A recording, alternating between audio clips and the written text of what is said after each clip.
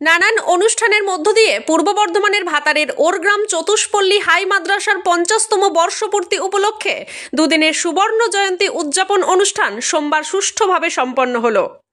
শেষ দিনের অনুষ্ঠানে প্রধান অতিথি হিসেবে উপস্থিত ছিলেন পূর্ব বর্ধমানের জেলাশাসক আয়েশা রানী এ। স্কুলের ছাত্রীরা জেলাশাসককে বরণ করে নেন। জানা গেছে, ভাতারের ওরগ্রাম চতুষ্পল্লী হাই মাদ্রাসা বর্তমানে মডেল মাদ্রাসা হিসেবে স্বীকৃতি লাভ করেছে। রাজ্য সরকারের কাছ থেকে ছিনিয়ে নিয়েছে একাধিক পুরস্কার। সর্বধর্ম সমন্বয়ে এই মাদ্রাসায় 60% অমুসলিম ছাত্রছাত্রীদের উপস্থিতি নজর কেড়েছে সকলের। আর এই হাই মাদ্রাসার সুবর্ণ জয়ন্তী উদযাপন অনুষ্ঠানে হাজির হয়ে মডেল মাদ্রাসার প্রশংসা করেছেন পূর্ব বর্ধমানের জেলাশাসক আয়েশা রানী এ। তিনি বলেন, মডেল মাদ্রাসার স্বীকৃতি ধরে রাখতে হবে এবং আগামী দিনে আরও ভালো কিছু করতে হবে। পাশাপাশি ছাত্রছাত্রীদের মনোযোগ দিয়ে পড়াশোনা করে জীবনে প্রতিষ্ঠিত হওয়ার বার্তা দেন তিনি। নারী শিক্ষা, বাল্যবিবাহ রোধ করতে ছাত্রছাত্রী ও অভিভাবকদের সচেতনতার বার্তা দেন তিনি। রাজ্য সরকারের বিভিন্ন প্রকল্প যেমন কন্যাশ্রী, রূপশ্রী সহ স্টুডেন্ট ক্রেডিট কার্ডের মাধ্যমে ছাত্রছাত্রীদের পড়াশোনায় এগিয়ে যাওয়ার বার্তা দেন তিনি। ওরগ্রাম চতুষ্পল্লী হাই মাদ্রাসা মডেল মাদ্রাসা হিসেবে স্বীকৃতি লাভ করা সত্ত্বেও বেশ কিছু সমস্যার কথা তুলে ধরেন স্কুলের প্রধান শিক্ষক শেখ আব্দুল আলিম। মাদ্রাসায় খেলার মাঠ, ছেলে মেয়েদের জন্য ছাত্রাবাস, ছাত্রীনিবাসের পরিকাঠামো আরও বৃদ্ধি সহ একাধিক বিষয়ের চাহিদা জেলাশাসকের কাছে লিখিতভাবে আবেদন জানান। জেলাশাসক আয়েশা রানী এ বিষয়গুলি আন্তরিকভাবে খতিয়ে দেখার আশ্বাস দেন। ভাতার থেকে শেখ মিলনের রিপোর্ট, সোজা কথা নিউজ, পূর্ব বর্ধমান। ভূমিকা রয়েছে, আপনারা তো ক্লাসে পড়াশোনা করাচ্ছেন, তার বাইরে একটু বাচ্চাদের সঙ্গে ইন্টারাকশন করবেন, তাদের কি হওয়ার ইচ্ছা আছে, তাহলে টিচারও বাচ্চাদেরকে অনেক সময় গাইড করতে পারে। তার বাইরে কোনো আপনাদের যদি হেল্প দরকার, আমরা প্রশাসন সবসময় আপনাদের পাশে রয়েছে। এই ইচ্ছাটা নিয়ে এগিয়ে গেলে দেখবেন আপনারা আগামী দিনে একটা ভালো জায়গায় চলে যাবেন। পড়াশোনা করার সময় অনেক বাচ্চাদের খুব কষ্ট লাগে পড়াশোনা করতে, অনেক সময় মা বাবাদের বকাবকিতে আপনারা পড়াশোনা করেন, কিন্তু সেই জায়গায় তৈরি এসে পড়াশোনাকে আপনারা ভালোবাসেন। পড়াশোনা ভালো করে করতে হবে, যেটুকু পড়েন ভালো করে মন দিয়ে পড়তে হবে, ভালো রিসার্চ করতে হবে। কারণ আমাদের জীবনে আমরা বলি 70-80 বছর আমরা বেঁচে থাকি, তাই তো?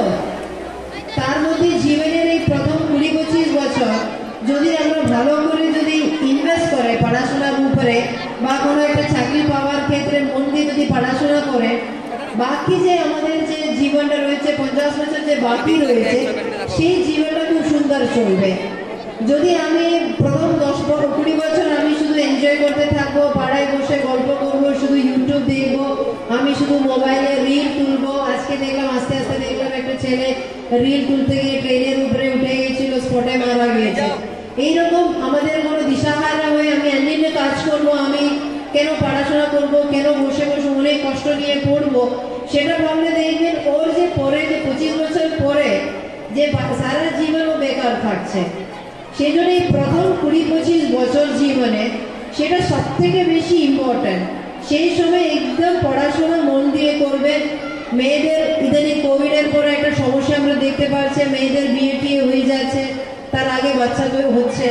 এগুলো একটা ভালো লক্ষণ না, একটা ভালো সমাজের জন্য। আপনারা সকলেই জানেন, মাননীয় মুখ্যমন্ত্রী যেভাবে কন্যাশ্রী প্রকল্প তৈরি করার পরে যেভাবে মেয়েদের সংখ্যাটা বেড়েছে, অনেক বেড়েছে। আমাদের মেয়েদের আগে অবস্থা থেকে অনেক ভালো মেয়েদের আজকাল পড়াশোনাতে চলে এসছে, কিন্তু কিছু কিছু মেয়েদের মধ্যে এই দিশাহারা হয়ে যাচ্ছে, একটু বিয়ে হয়ে যাচ্ছে, তারপরে ছোট বয়স থেকে 18 বয়সের নিচ থেকে বাচ্চা হয়ে যাচ্ছে।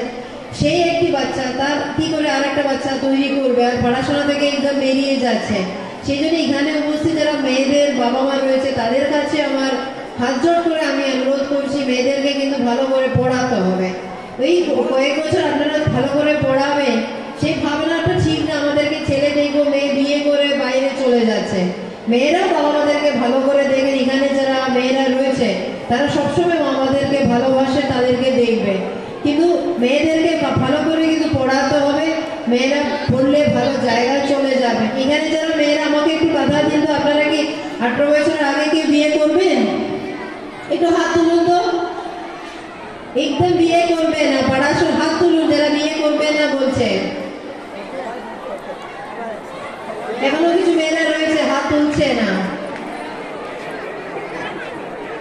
সবাইকে কিন্তু এর প্রতিজ্ঞা নিতে হবে, অঙ্গীকার নিতে হবে। 18 বয়সের আগে আমরা বিয়ে করবো না।